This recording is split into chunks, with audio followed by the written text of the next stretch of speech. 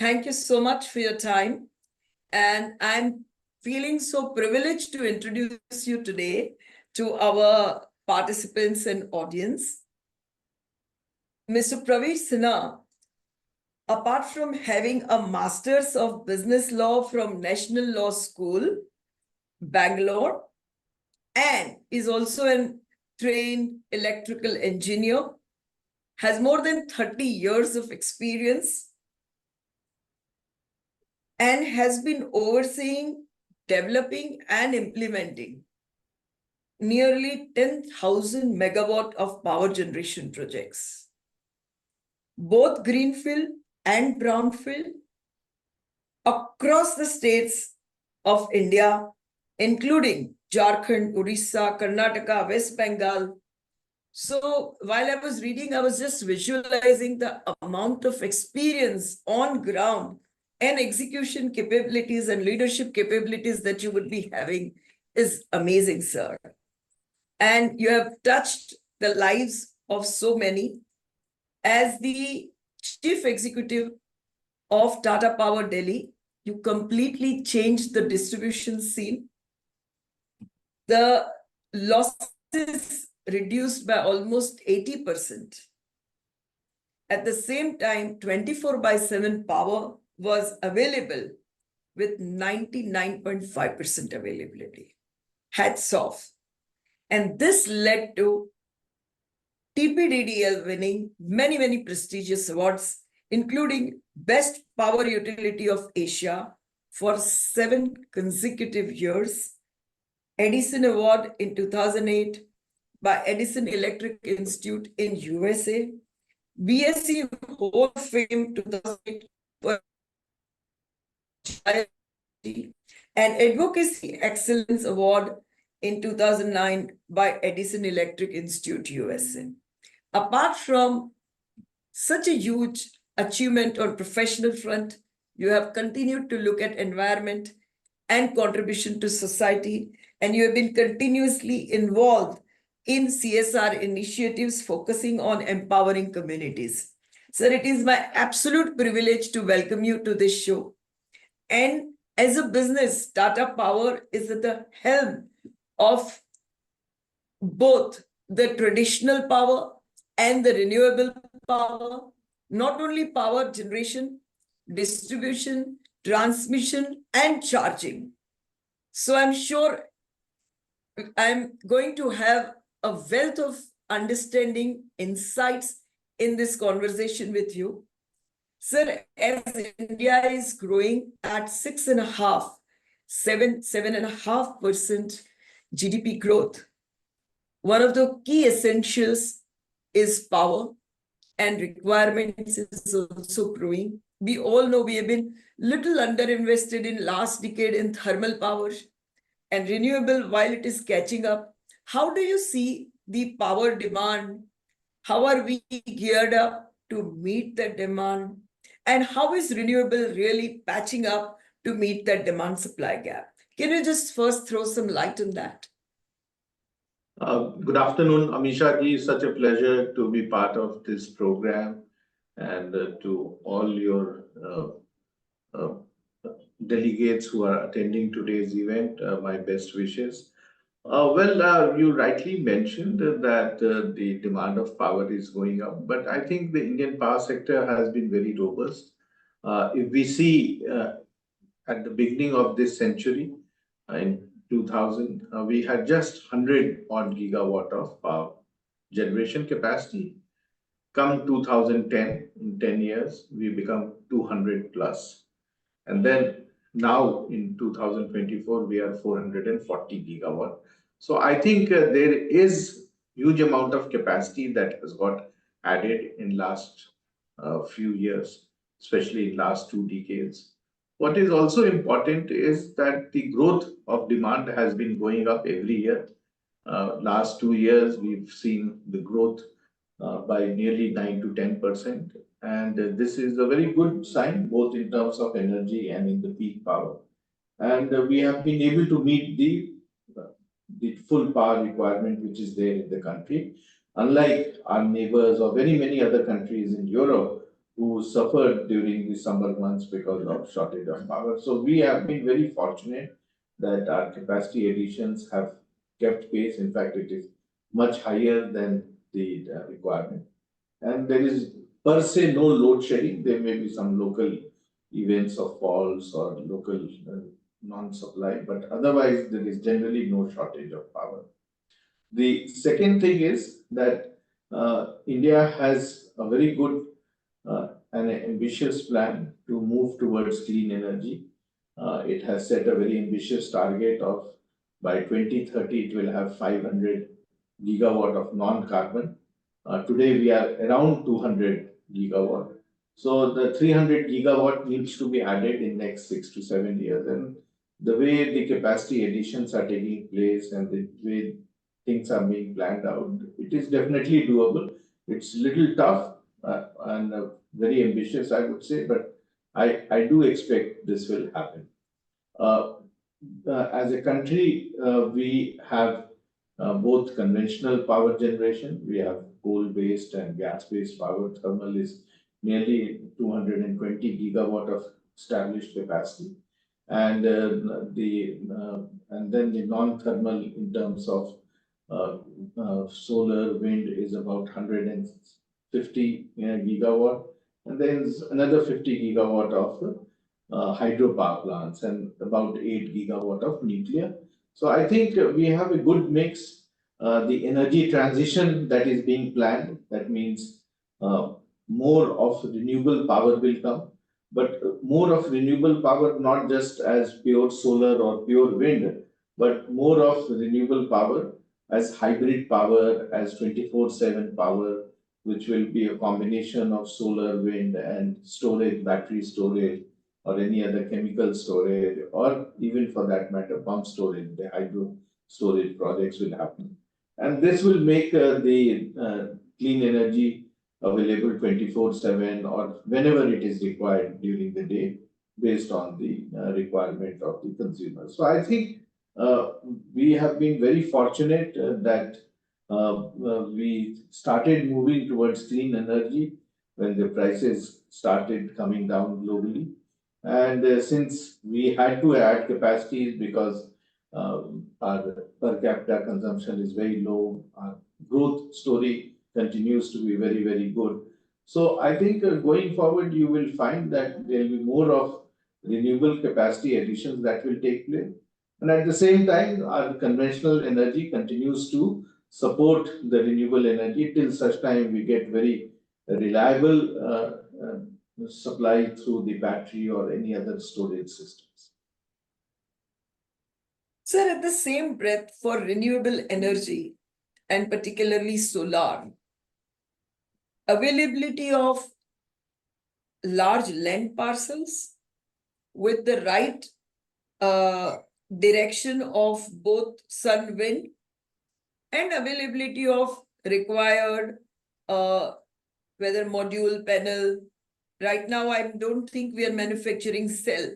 In this entire chain, do you see that at some point it will pose a constraint in how much we can expand, or there is enough and more availability?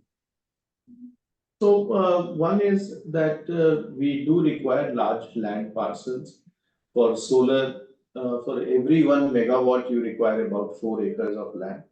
And these lands should be in such places where there is not much of farming or much of habitation. Similarly, we require about 2.5 acres for every one large wind turbine which is set up today. They are of 3 to 3.6 megawatt per unit. So I think there is definitely large extent of land requirement. One will have to look that wherever we have lands which are not being used for agriculture purpose, non-agriculture, fallow land, waste land, those are the types of land that we should use. We fortunately have large extents of land in our desert area which are not being used for any other purpose. So to that extent, you can have large tracts of land exclusively for solar plants and also for wind plants if the wind speeds are good over there. So that is a challenge, and that we will have to address it by going in such remote locations where you can get land. But what is the good thing is that in our country, we have good sunshine everywhere, whether it is in north part of India or the east or the west or the south. We have very good locations where we have both opportunity to produce solar and wind, and we continuously work with the local governments and with the local people to see that how land can be evacuated, can be utilized. The second is, of course, about evacuation of power. How do you create the transmission system so that the power which is generated in such remote locations, they can be brought to load centers, which can be cities or industrial hubs which are created in the country. And I think that that is a very, very big issue, that how quickly we can set up these transmission systems right across the country and evacuate this power. The third thing is about how do we ensure that we have enough manufacturing capability, whether it is for solar cell or modules, or even for that matter, wind turbines and other associated equipments, the electrical equipments which are required for generating power and evacuating that power. India has set up a big target, an ambitious target to have solar cell and module manufacturing. We have good capacity of module manufacturing.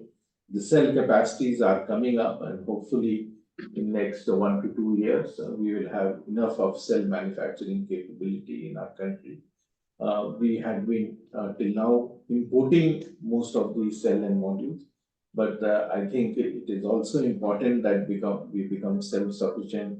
Otherwise, we will always be very vulnerable to imports and the challenges that you said when you have imports coming only for one country, or one country which has major control in other parts of the world.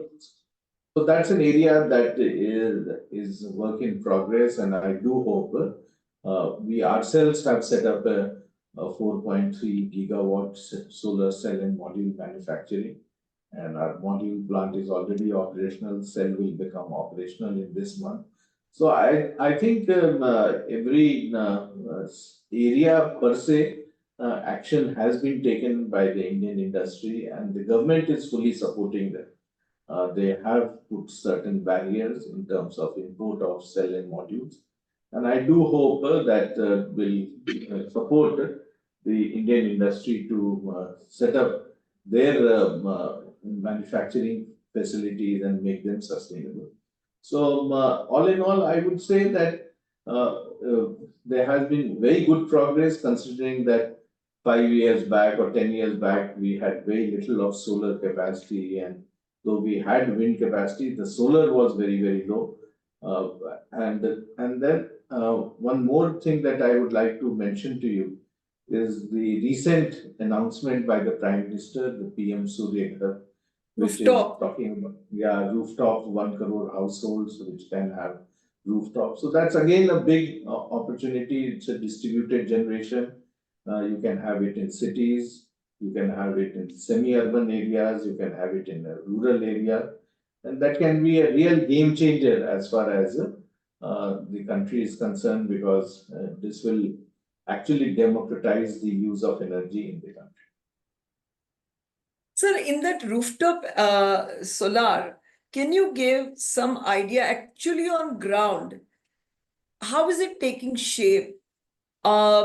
Is the real understanding there? Are there enough contractors who have come up to offer this? Are there enough funding available? Is this really taking shape, the speed at which we want to do it?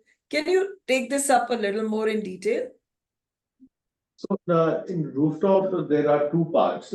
One is the process, the government process of getting yourself registered, and the website is there. You register yourself, and based on that, someone will connect with you and help you in setting up of the rooftop. And the purpose of connecting through the government system is because you get certain amount of subsidy. And to give you an idea, for 1 kilowatt, you get 30,000 rupees. If you are putting a 2 kilowatt, you get 60,000 rupees. If you are putting a 3 kilowatt, you get 78,000 rupees. A 1 kilowatt typically costs about 60 to 65,000. So 50% of the cost you get from the government. A 2 kilowatt will cost about 1,20,000, you get 60,000, so again 50%. And a 3 kilowatt will again cost about 1,50,000, you get 78. So virtually 50% of the cost is being borne by the central government. In some states, like in UP and Assam, the state government is supplementing this subsidy with their own subsidy. So UP gives another 15,000 rupees per kilowatt. So for 1 kilowatt, you get actually 45,000, 30,000 from the central government and 15,000 from the state government. So you only end up paying another 15,000 for putting up a 1 kilowatt unit. For a 2 kilowatt, you will get 60 plus 30,000, 90,000. So you only end up paying 30,000 rupees for getting 2 kilowatt. And the great thing is that once you set up this unit, you get power every day from that, and it is for lifetime that you will get, and you can use that power yourself or you will give it to the exchange. And suppose you are using an electric vehicle, you can charge your electric vehicle using the rooftop solar power. So you virtually drive your electric vehicle free of cost. There is no cost, variable cost, or there is no operating cost in that. So I think it's a very good scheme, and people should use this scheme. It sends a very strong message that you not only you are saving money, but you are also taking care of the environment, and you are demonstrating to others that you are environment friendly and you believe in green energy. So, net of subsidy, when somebody puts up a rooftop solar, say 2 megawatt, based on the power generated and the savings in power bill, what is the kind of payback that they have? So And is it really, it is a 2 kilowatt, not megawatt. So if you do sorry, a two kilowatt? I'm kilowatt, really sorry. yeah, I agree it is kilowatt. the payback is what, not even 6 months. So because the Wow. balance money that you give is only 30,000 rupees in a state like UP. In other states, you will give about 60,000. The government also has arranged a very low cost financing at 7%. So you can't get anything better than this. In other states, it will take you about a year for payback. So 12 to Wow. 14 months is the payback, and for 25 years, you will get power free of cost. So I think it's a Well, lifetime this of is a saving that you get. no-brainer. This is a no-brainer start. I mean, I agree. it will catch fire. Yeah, yeah, absolutely. In fact, I went to a few places in Rajasthan, and I found that, of course, this year the summer was very severe with 50 degrees, 52. So people were buying air conditioners and buying rooftop solar, because whatever was the consumption of the air conditioner was getting taken care from the solar generation that was Correct. happening. So they were actually not ending up paying anything extra electricity bill because of the air conditioner that they were using. Similarly, in some of the places, I saw that people have bought rooftop solar and they have also bought electric vehicle, and they were the Tata electric vehicles were over there, and they were getting charged because for them there is no cost of charging the electric vehicle. It's solar energy that charges them. So I think it's a great opportunity, great solution that has come, and people should utilize this because the payback is very, very fast. Exactly. And in turn, it supports a large solar panel, solar module industry. And are we sufficiently ready to supply these kind of demand? Yes, we are ready to supply this. Tata Power itself is very big in it. We have nearly 20% market share. We are in 500 cities. We have more than 100,000 customers, more than 1 lakh consumers are there. We've already installed more than 2,000 megawatt of rooftop solar in the country. So, Wow.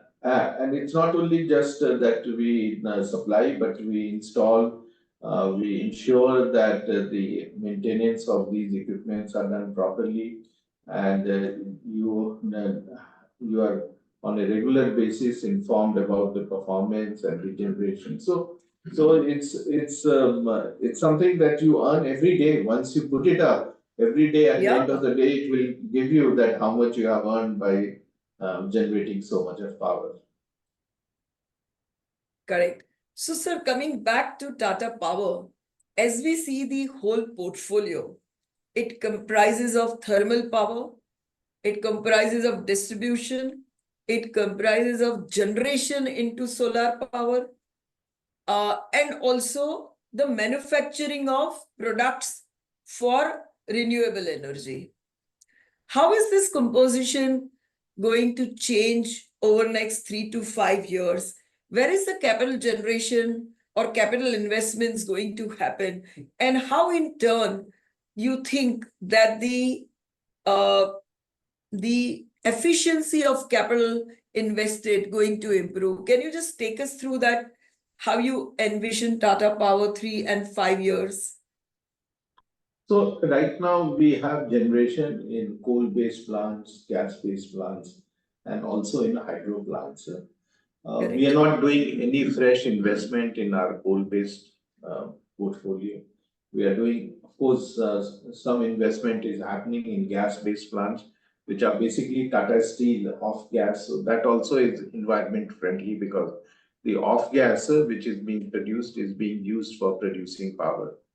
So that's an investment that we are doing. There's already a plant which is under implementation, 120 megawatt, which will come next year. In addition to that, we are now putting pumped hydro projects. We have 1,000 megawatt Bhivpuri project, which will start the construction activity by November, December, and will be becoming operational in by 28, 29. We have another 1,800 megawatt of Shirota plant, where the construction work will start next year, mid of next year, and that will also become operational by 2030. We are setting up a 600 megawatt hydro power plant in Bhutan, This, which I'm disturbing you, breaking you for 1 minute. This 2,800 megawatts of pump hydro projects, they will also have a fixed price selling arrangement with the uh, electricity boards. How will the selling be done? So the selling of it will be done either to the electricity board or the buyers of that power, which is the DISCOMs, or it can also be done along with our renewable projects, where I mentioned to you that we will have solar power during daytime, wind during evening, and during those hours when we don't have solar and wind, we will So it's combine open both. market right now. You're not Yeah. pre-sold. Yes, we have not pre-sold it because as and when the bids happen, we will bid and we will give firm power supply. Then we come to our transmission and distribution. We already do about 500, 600 crores of investment every year in our Mumbai transmission, where we are augmenting the network because of the huge demand. And also because many of the equipments have become a little old and we want to replace them with new technology. Apart from that, we are bidding for a number of projects. We are already having 4 projects which are under implementation. Some of them have been commissioned this year and balance will get commissioned in the next financial year. We are into distribution. We took over the Odisha Discom and we've done exceedingly well over there. We are the largest in the private sector in power distribution with nearly 12.5 million consumers. We expect that some more states will come for privatization. We are already in discussion with 3, 4 states, and we do feel that there will be a big opportunity in that. We are into renewable, and we are in renewable right across manufacturing. You rightly mentioned we've set up a 4.3 gigawatt manufacturing facility. We also have large capacity of utility scale. We have nearly 4.7 gigawatt of renewable, which is under operation, which consists of about 1 gigawatt of wind and 3.7 of solar. We have another 5.3, which is under implementation. So the 5.3 plus 4.7 makes it a 10 gigawatt of renewable capacity will be there in next 2 years together. And we also are very big in rooftop solar. We have 20% market share. We are in 500 cities. So I think we are moving in all these directions. Of course, when we do capital allocation, we ensure that it's a balanced capital allocation, and it also gives us the type of returns that we expect. We also do, of course, the EV charging, where we again are the biggest both for home charging as well as public charging. And again, in each of these businesses, I think we have very good business model, very mature business model, very calibrated investments that we are doing, so that we are in a good position to create value for our each of these businesses and get the return. So I think each of these businesses stand on very strong foundations, and and that's why you have seen that for 19 consecutive quarters we have shown growth in our profits, and with more and more of projects coming up and better foundational work that we have done, we will be able to improve our performance every quarter going forward. Correct. But sir, over next 18 months, as your new capacities for cell and module become operational, there will be a major jump in the manufactured products and a margin because of that? Yeah, there will be definitely, there will be much better margin, and that's what we expect, that our margins going forward will improve. There will be much better consolidation, the economies of scale will happen. And I think considering that there are not many players in the country who have an integrated approach. So we have both cell and module manufacturing, unlike many others who have only module manufacturing. So our costs will get further optimized. Our own projects that we execute, we will do much better in that because we'll have a better control on supply chain. We will also have better control in our rooftop solar, where again, we have created a very good channel partner network right across the country, and we have control on our own modules. So I think you will see very good consistent performance because the fundamentals of the business are right. And the gaps that we had earlier, we have been able to bridge that. And we do expect that you will see highly improved performance going forward. Sir, a little bit, can you dwell into the cell manufacturing technology? Is it stable globally? What you are adopting is the right technology? And how would your costs for cell manufacturing or final cell compare to the imported cost and competitive costs? So right now we have got both mono-PERC and TOPCon technology. And the objective is that these technologies have 4 to 5 years of life, and then you change it to the next level. The present technology that we have got has opportunity to scale up to the next level of technology, which is from mono-PERC to TOPCon. And the design of the plant has been done in that way. So you just bring new machines and do that. Secondly, what is also important is that these technologies in our country are still getting established, unlike other countries where they have been established few years. So there is a time lag between what is happening in other countries and what is happening here. We have today customs duty, as also some other trade barriers wherein you cannot bring imported modules. So imported modules have to be necessarily and compulsorily be manufactured in India only. And that means you cannot import even after paying the import duty. So to that extent, there is a protection to the Indian industry. The cells, of course, you can import, but the modules have to be manufactured in India. There are certain type of projects where the cells also have to be Indian. And I think going forward, government will put more restrictions on importing cells also. And so it's not just about customs duty, but also the trade barriers that would be put. So I think we are quite protected, at least for next 4 or 5 years. And in any case, all these equipments we normally change in 4 to 5 years, so that we are keeping ourselves abreast with what is the technology. And in terms of cost of production, how would we compare? So, as I mentioned to you, the cost of production in some of the countries is artificially lower. That is only in one country. In other countries, they do not have that sort of restriction. In fact, in some of the other countries, the cost of production is much higher than ours, and there is an opportunity for us to export in those countries.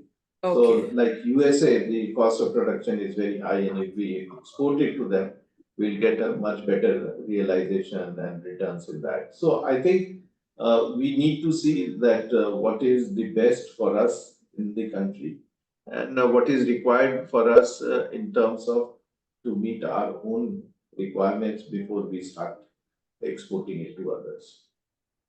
So, as what all of us we read, and I also understand that government is also determined, and so are the corporates for renewable energy and end to end within the renewable energy.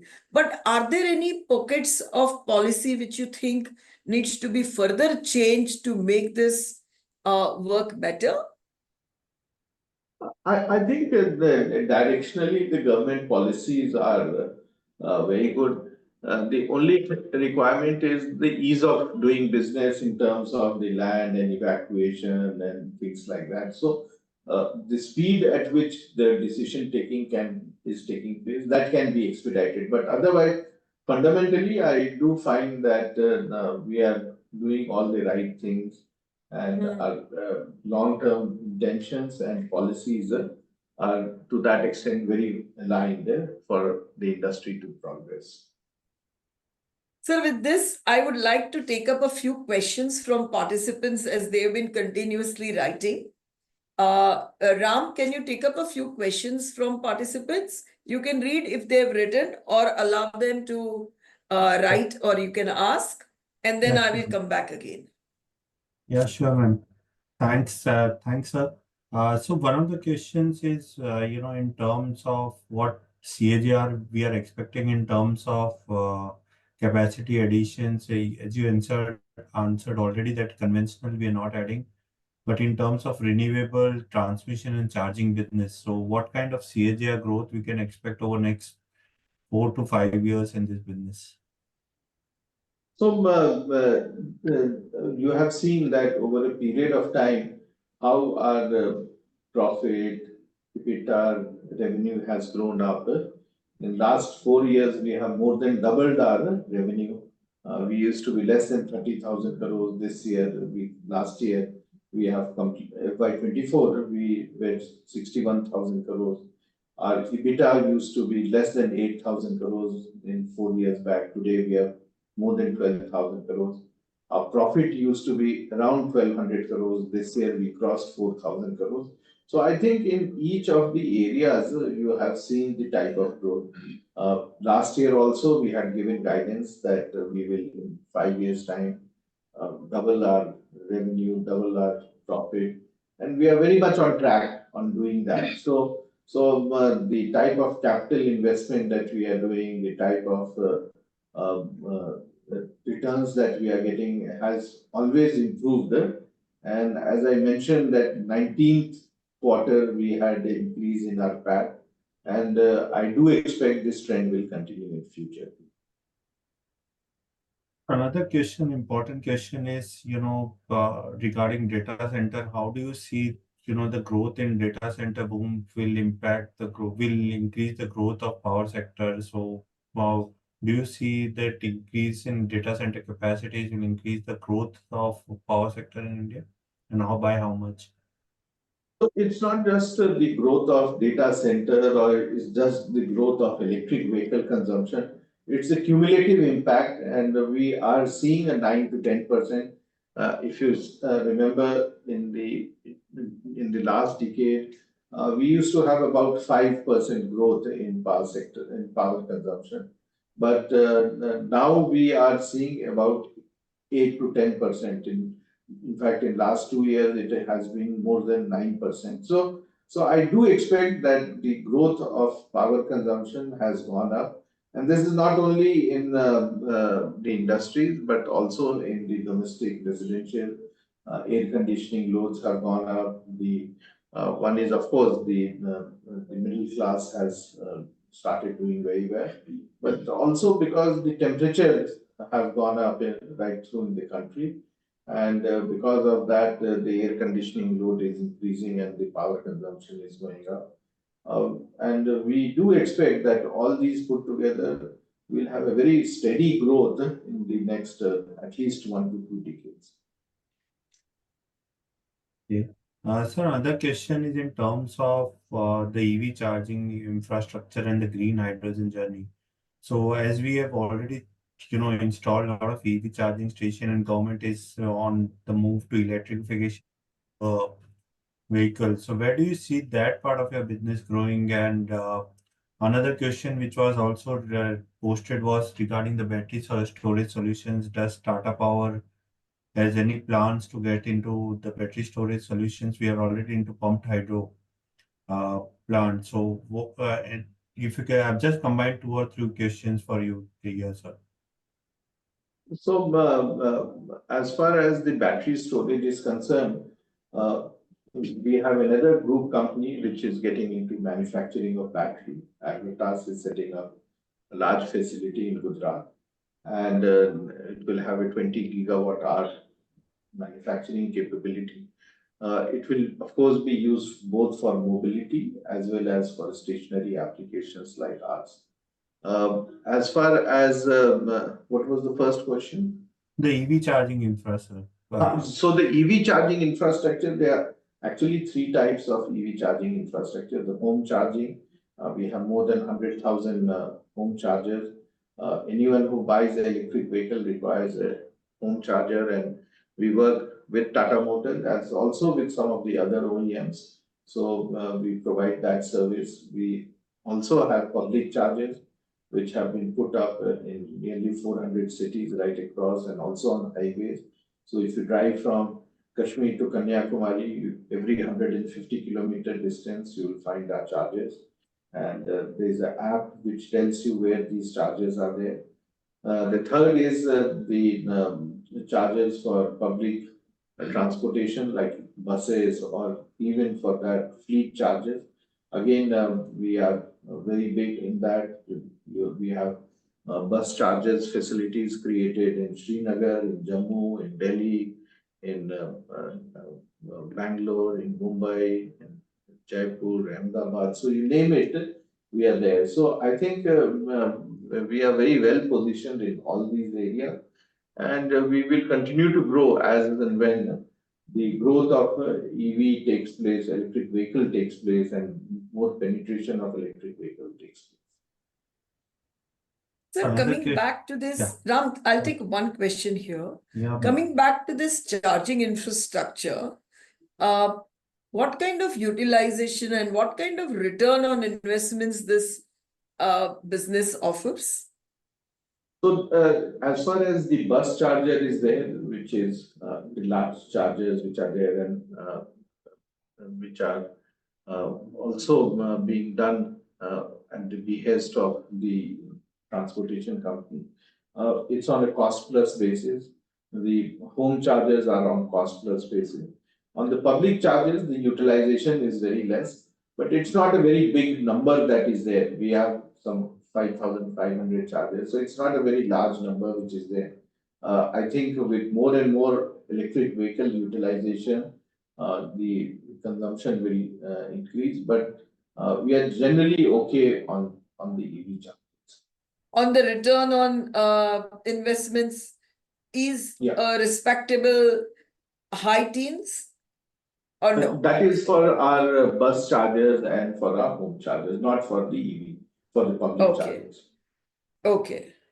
And sir, at the same breath, I would like to understand a little more that you have gone into rooftop solar. Of course, you're going down up to the solar cells, and we keep hearing about hydrogen. So, what are the plans the group has about hydrogen technology, hydrogen? Well, at this stage, we are waiting and watching for the hydrogen market to develop. Our role is, of course, restricted to the clean energy that has to be provided for hydrogen production. We are not ourselves into hydrogen production, but anyone who wants to produce hydrogen requires clean energy, and that is where we support them. We are in discussions with most of the OEMs who are into hydrogen production, and I do expect we will play a very important role in that. Certainly. Raf, over to you again. Sir, one question which all investors ask, is there a possibility of segregating this renewable energy in the traditional business down the line? So, yeah, we are seeing in markets, renewable energy stocks are getting highly valued. So, is there a possibility in Tata Power to do so? We'll see at the right time. I think it's a little premature at this stage. So, as I mentioned to you, we are more into ensuring that the foundation of the business is good, the fundamentals are good. So, let's work on that. We have a lot of things on hand, and once we are good on all those things, we will look at it at a later stage. Okay. So one question is on solar module plant. How much of that technology is on the import side of your business, and how critical are those for us in terms of expansion? Beg your pardon? So in the solar module and the cell plant, how are those critical technologies available to us, and how much is the import content for those parts? Well, we right now have some import content, like for glass or some of the other things. But most of the other things we manufacture now ourselves, like we will be manufacturing our own cells and modules. And some of the other equipments also we get from our sister companies like TACO and others who give us the aluminum frames and all. So I think over a period of time, we have plans to get to nearly 100% indigenization, and we are working towards that. Ma'am, do you want me to take some questions from the panel? Yes, please take audience questions. But I need to leave. I have a hard stop in next 2 minutes, so please. Absolutely, sir. We will do that. So, ma'am, then you can take the question, I think, and then close it up. No, you please take one quick question from the audience or yourself. No Yeah, problem. sure. Harshil, can you unmute yourself and just ask the question, and it needs to be very brief.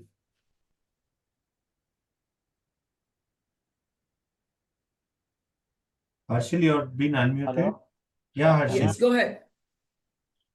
Sir, just one quick question. What I want to understand is, do you see that there will be an overcapacity on the solar modules and cells manufacturing in the country, since the solar addition which is projected is to the tune of around 50 to 53 gigawatts on a yearly basis, and the capacities that are coming up for modules and cells are to the tune of 77, 78 gigawatts. I don't think so. So first of all, whatever is being planned in terms of the manufacturing capability, whether all of them will come or not. The second is, these are nameplate capacities, and it's not necessary that everyone produces at full capacity. Thirdly, there are people who have a lot of old technologies which are today being operated because the new capacities have not come. Some of them will get shut down or closed. So I think we will definitely not be very much higher than what our plans are. Also, what our plans are for large utility scale, and as I mentioned to you, rooftop itself, if we do 1 crore homes, would be about 30 gigawatt, and we are not considering that. So even if every year we do 10 gigawatt, you can imagine what sort of requirement will be there. And mind you, in our country, there are 30 crores households. So we are only covering 1 crore households under this program. So there is still 29 crore households which has to be covered. So I think we have huge appetite in our country. There is a huge demand. And whatever we are doing, we will be able to meet the requirement going forward. So, sir, it seems like you all are on cusp of a huge growth, and that too into clean energy and very sustainable business. I sincerely thank you for your time to impart this understanding to us and all our viewers. Thank you so much, sir, for your time. Thank you, Amisha ji, and thank you to all the viewers. And I think for our country also, this is the need of the hour. And we owe it to our country and we owe it to our children that we make a much better and a greener planet for them. Thank you. Absolutely, sir. Thank you, sir. Absolutely. Thanks, Ethan. Thank you so much, sir.